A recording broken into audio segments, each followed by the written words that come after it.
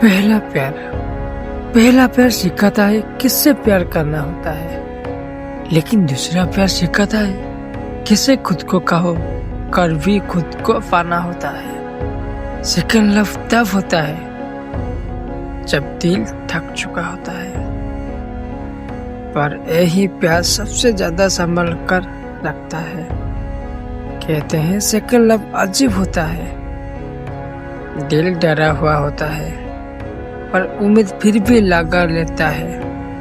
पहला प्यार कहानी होता है, सेकंड लव किसको रिप्लेस करना नहीं आता, मगर ये जानने के लिए कि तुम भी दोबारा मुस्कुरा सकते हो।